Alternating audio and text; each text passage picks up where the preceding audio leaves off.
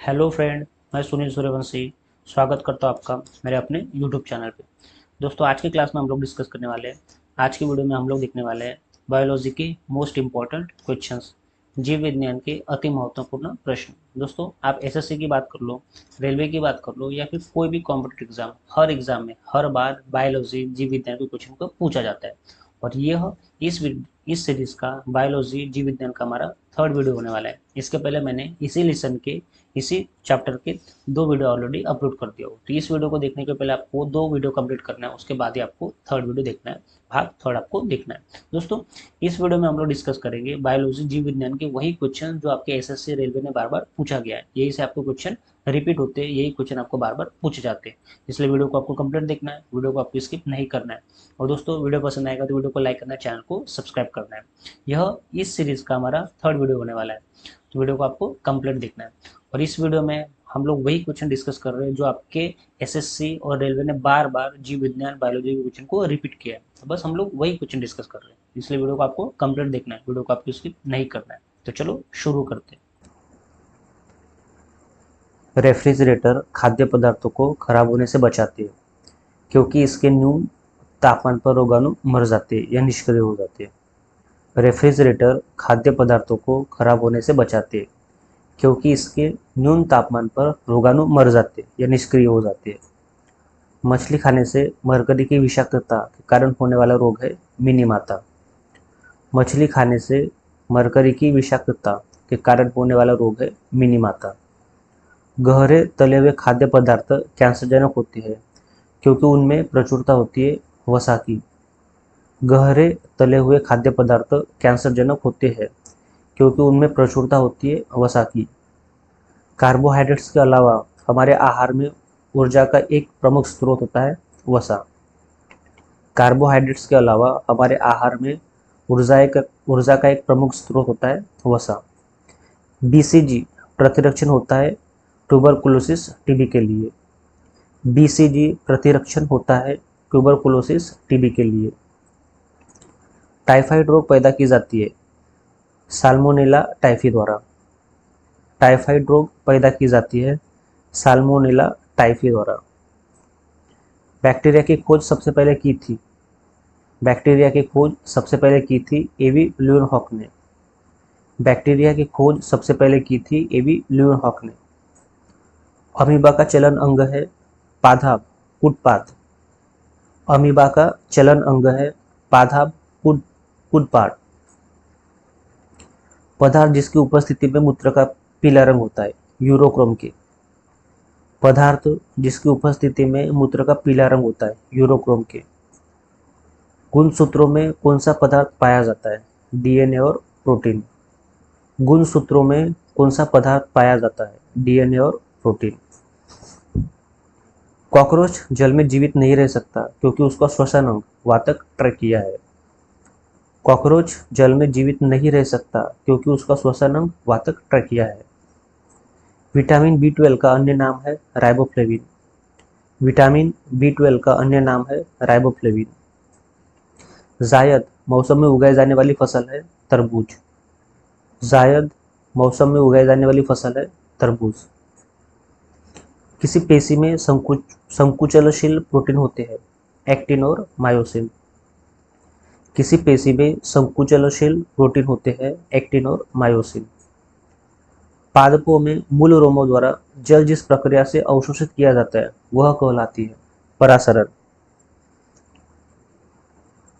पादपों में मूल रोमों द्वारा जिस प्रक्रिया से अवशोषित किया जाता है वह कहलाती है परासरण।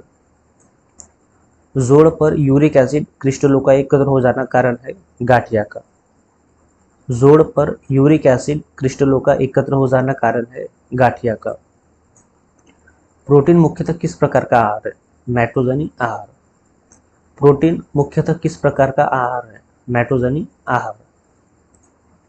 किस कोशिका द्रवी कोशिकाओं को यूकेरियोटिक कोशिकाओं के भीतर प्रोकैरियोटिक कोशिका माना जाता है लाइसोसोम या सूत्रकणिका माइटोकॉन्ड्रिया। किस कोशिका द्रवी कोशिकाओं को यूकेरियोटिक कोशिकाओं के भीतर प्रोकैरियोटिक कोशिका माना जाता है लाइसोसोम या सूत्रकणिका माइटोकॉन्ड्रिया। हमारे शरीर को ऊर्जा पोषक तत्व देता है, कार्बोहाइड्रेट। हमारे शरीर को ऊर्जा पोषक तत्व देता है, कार्बोहाइड्रेट। कॉकरोच और सिल्वर फिश में परिसंचरण तंत्र पाया जाता है, विवृत प्रकार का, ओपन टाइप का। कॉकरोच और सिल्वर फिश में परिसंचरण तंत्र, सर्कुलेटरी सिस्टम पाया जाता है, विवृत प्रकार का, ओपन टाइप का। तंतु आहार में शामिल है सेलुलोज। तंतु आहार में शामिल है सेलुलोज।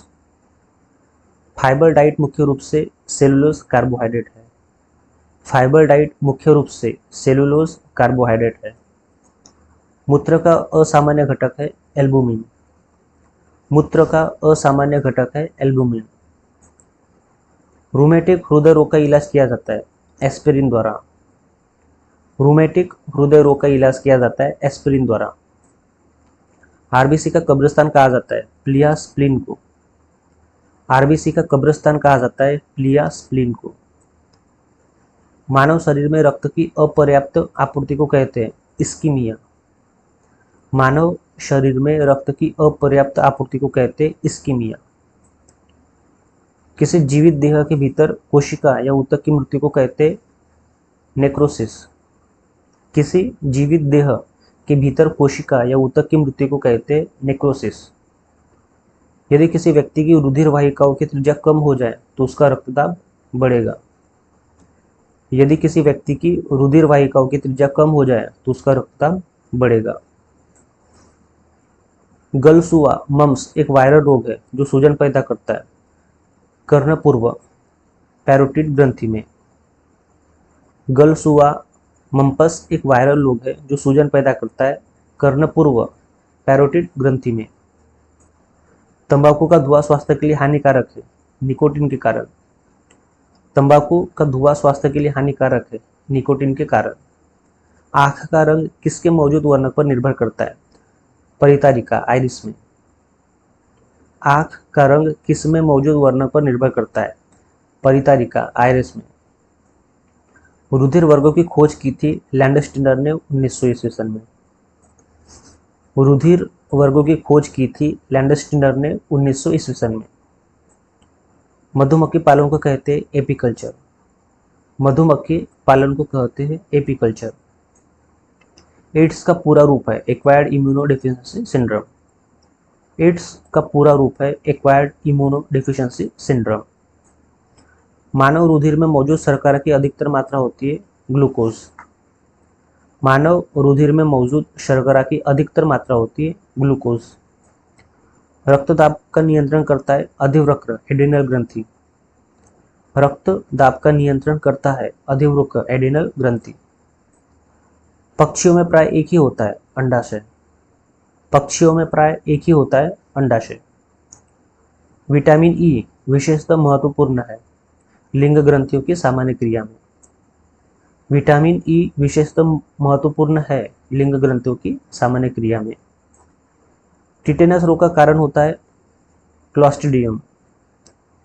टिटेनस रोग का कारण होता है क्लॉस्ट्रिडियम। किसी वृक्ष को अधिकतम हानि पहुंचती है उसकी छाल का नाश करने से। किसी वृक्ष को अधिकतम हानि पहुंचती है उसकी छाल का नाश करने से। किस कशेरुकी में ऑक्सीजनित और विऑक्सीजनित रुधिर मिल जाते हैं उभयचर। किस कशेरुकी में ऑक्सीजनित और विऑक्सीजनित रुधिर मिल जाते हैं उभयचर। बेरी बेरी रोग जिस विटामिन की कमी से होता है vitamin B1 thiamine. Vitamin B1 का साइंटिफिक नाम है थायमिन। बेरी बेरी रोग जिस विटामिन की कमी से होता है विटामिन